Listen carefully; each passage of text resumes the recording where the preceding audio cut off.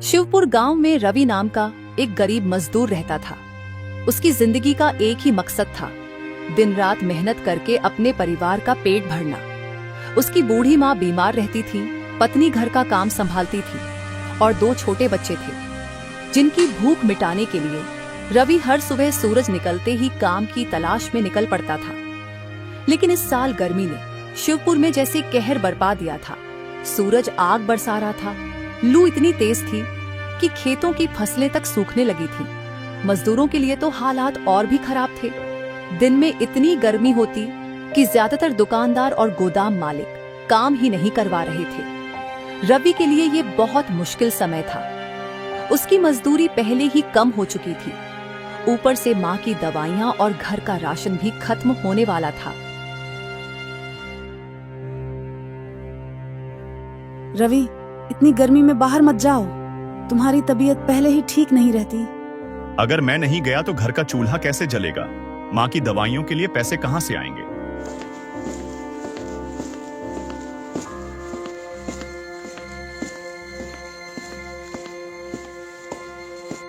एक दिन रवि अपने दोस्तों सुरेश, रामू और शंकर के साथ गांव के एक पुराने बरगद के पेड़ के नीचे बैठा था। सभी के चेहरे पर चिंता की लकीरें साफ दिखाई दे रही थी। भाई, यह गर्मी तो जैसे हमारी रोजी रोटी ही छीन लेगी। पहले दिन भर काम मिलता था, अब मुश्किल से कुछ घंटे की मजदूरी मिल रही है। बात सिर्फ इतनी होती तो ठीक था, लेकिन अब लोग गोदाम और दुकानें दिन में बंद रखने लगे हैं। हमें काम ही नहीं मिलेगा तो खाएंगे क्या? लगता है भगवान ने गरीबों की सुननी ही बंद कर दी है। दिन ब दिन हालत खराब होती जा रही है। रवि चुप था। उसे सबसे ज्यादा चिंता अपने घर की थी। माँ की दवा, बच्चों का पेट, पत्नी की उम्मीद, सब उसकी मेहनत पर टिका था। हमें उम्मीद नहीं छोड़नी चाहिए। मैं अभी एक गोदाम में काम के लिए जा रहा हूँ, शायद वहां कुछ मजदूरी मिल जाए।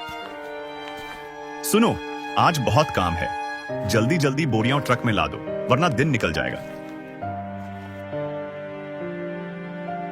जी मालिक, मैं पूरी कोशिश करूंगा। सेठ पैसे दे देता है। रवि पैसे लेकर घर आ रहा है, तभी अचानक सर में बहुत दर्द होने लगता है। उसे चक्कर आने लगता है। वह चक्कर खाकर वहीं जमीन पर गिर जाता है। गांव वाले उसे घर पहुंचाते हैं। उसकी पत्नी डॉक्टर से पूछती है कि डॉक्टर साहब, इन्हें क्या हो गया? ये अचानक बेहोश क्यों हो गए? और कुछ नहीं हुआ है मैडम जी, बस थोड़ी सी तकलीफ है इन्हें। पानी की कमी हो गई थी जो कि ठीक हो जाएगी। बस इन्हें काम पे ना जाने दीजिएगा, इनका ख्याल रखिएगा। इन्हें पानी की कमी हुई है। अगर मैं नहीं गया तो घर का चूल्हा कैसे जलेगा? माँ की दवाइयों के लिए पैसे कहाँ से आएंगे? सबसे पहले तुम्हारी सेहत जरूरी है। कुछ न कुछ रास्ता तो निकल ही आएगा। हे भगवान, ये कैसी गर्मी है? अगर मजदूरी नहीं की तो घर में खाना कैसे बनेगा?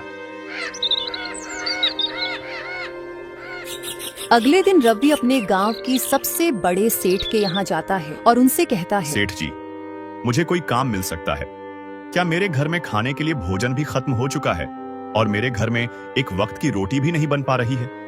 तो क्या आप मुझे कोई काम दे सकते हैं? मैं बहुत दिनों से काम की तलाश में घूम रहा हूँ, फिर भी मुझे कोई काम ही नहीं दे रहा है। इस गर्मी की वजह से आपका कारोबार बंद पड़ा है। आपके घर में कोई काम हो तो मुझे बताइए, मैं कर दूंगा। अच्छा हुआ, बहुत अच्छा हुआ। तुम जैसे गरीबों के साथ ऐसा ही होना चाहिए। तुम लोग काम तो करते नहीं हो, बस फ्री का पगार चाहिए, यही सब करते रहो। पैसे आराम करने के थोड़ी मिलते हैं, पैसे काम करने के मिलते हैं। और तुम जैसे कामचोर लोग काम नहीं, आराम करते हो। चलो जाओ यहाँ से। रवि दुखी हो जाता है और थोड़ा आगे बढ़ जाता है। तभी उसके सामने एक बच्चा आता है और वह कहता है, चाचा जी, क्या आपके पास कुछ खाने को है? मैं बहुत दिनों से भूखा हूँ, इसी जंगल में टहल रहा हूँ। मुझे किसी ने कुछ खाने को नहीं दिया। मैं कई दिनों से भूखा हूँ, मुझे कुछ खाने को दे दीजिए ना। बेटा, मेरे पास खाने के लिए कुछ भी नहीं है।